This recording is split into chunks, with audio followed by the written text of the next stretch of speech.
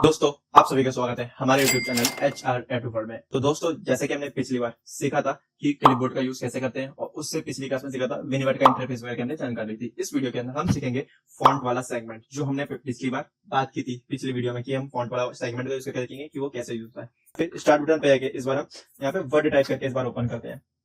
जब वर्ड लिख लेंगे तो इसे हम करेंगे मैक्सिमाइज एंड ब्लैंक डॉक्यूमेंट पे क्लिक करेंगे। पैराग्राफ लिखने के लिए मैंने आपको ऑलरेडी शॉर्टकट की बता रखी है, इक्वल टू RAND सिर्फ के साथ ब्रैकेट ओपन ब्रैकेट क्लोज और एंटर कर देंगे तो हमारे पास पैराग्राफ आ जाएगा। ठीक है, इसलिए ये आता है कि हमें ज्यादा मेहनत ना करनी पड़ी पैराग्राफ को टाइप करने के लिए और हमारे जो ऑप्शंस वगैरह वो जल्दी और फास्ट वे में यूज हो सके। थोड़ा पेज के साइज को बढ़ाने के लिए चलते हैं व्यू पे और पेज विथ। पेज का साइज नहीं बढ़ा है तो हमने इस पेज को जूम कर लिया, ये चीज ध्यान रखिएगा। ठीक है, आप जूम भी कर सकते थे, इसलिए हमने जूम किया ताकि आपको ऑप्शन ध्यान से दिख सके। तो आज की क्लास में हम लोग सीखने वाले थे फॉन्ट का ऑप्शन।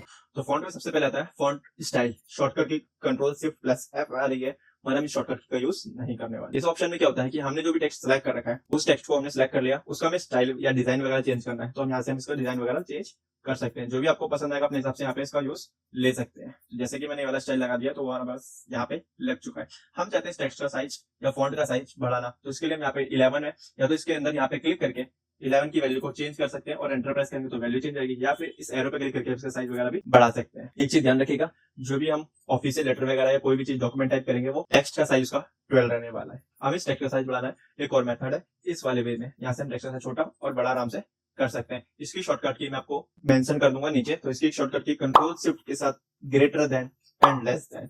ग्रेटर देन से बड़ा होगा टेक्स्ट का साइज और लेस देन छोटा होगा, तो देखो Ctrl+Shift ग्रेटर देन में दबाई तो बड़ा हो गया, लेस देन दबाई तो छोटा हो जाएगा। ठीक है, उसके बाद हमारे पास आता है अगला ऑप्शन चेंज केस का। वो टेक्स्ट का साइज आपके आगे पीछे हो सकता है, वो चीज आप ध्यान रखिएगा। तो यहाँ पे मैं क्या करता हूँ, स्मॉल लेटर के अंदर HR Tattoo World लिखता हूँ और मैं इस टेक्स्ट को सिलेक्ट कर लेता हूँ और ये जो भी ऑप्शन हम ट्राई कर रहे हैं वो सिलेक्टेड टेक्स्ट पे वर्क करेगा, ध्यान रखिएगा। मैं चेंज केस पे क्लिक करता हूँ। पहला हमारे पास ऑप्शन था सेंटेंस केस, जो हमारे पास ऑलरेडी लगा है। सेंटेंस केस में क्या होता है कि हमारा पहला लेटर हमेशा कैपिटल होता है। उसके बाद हमारे पास आता है लोअर केस, सारे टेक्स्ट लोअर केस यानी स्मॉल केस में आ जाते हैं, स्मॉल लेटर्स में आते हैं। अगला ऑप्शन आता है अपर केस, कैपिटल हो जाते हैं इसमें सारे वर्ड्स हमारे, ये चीज ध्यान रखिएगा। ठीक है, तो आपको दिख ही रहा है ऑलरेडी। इसके बाद हमारे पास आता है capitalize each word. Each word पे क्लिक करेंगे तो हमारे पास जो भी वर्ड लिखा होगा उसका पहला वर्ड यहाँ पे कैपिटल होगा। एक ऑप्शन आता है टॉगल केस, उसको मैं क्या होगा हमारा पहला लेटर स्मॉल बाकी सारे कैपिटल होंगे। इसका यूज हमें नहीं पता क्यों करवाते हैं, हमारे पास ये ऑप्शन दिया हुआ है।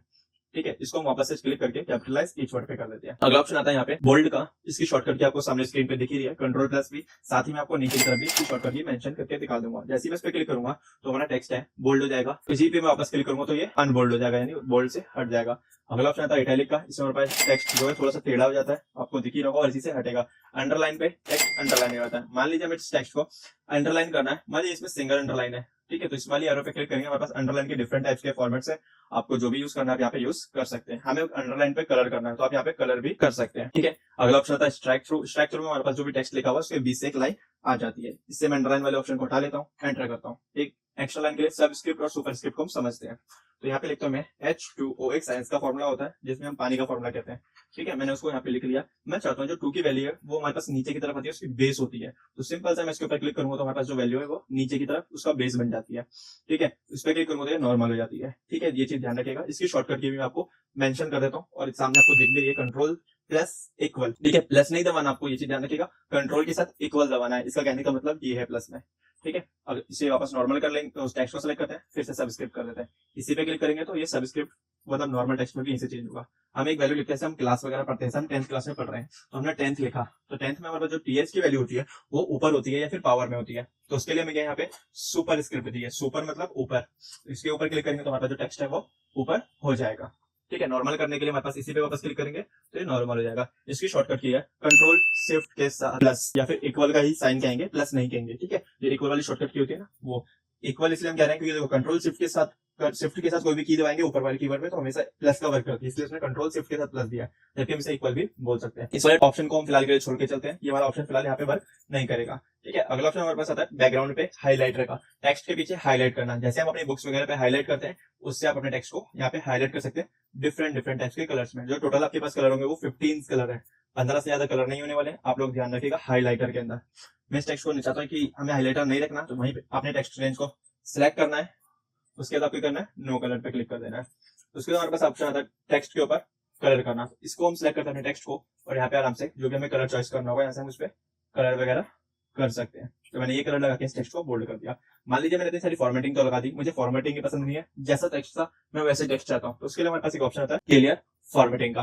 क्लियर फॉर्मेटिंग पे जैसे मैं क्लिक करूंगा तो ये जैसा टेक्स्ट था स्टार्टिंग में सेम साइज पे ही रहेगा, और आपने इसका साइज भी बढ़ाया होगा तो साइज भी छोटा हो जाएगा, और प्लस जो फॉन्ट स्टाइल था, जो विदाउट कलर था, वो चीज भी यहाँ से हट जाएगी। पर यहाँ से एक चीज नहीं हटेगी, जो हमारा हाईलाइटर, ये चीज ध्यान रखेगा।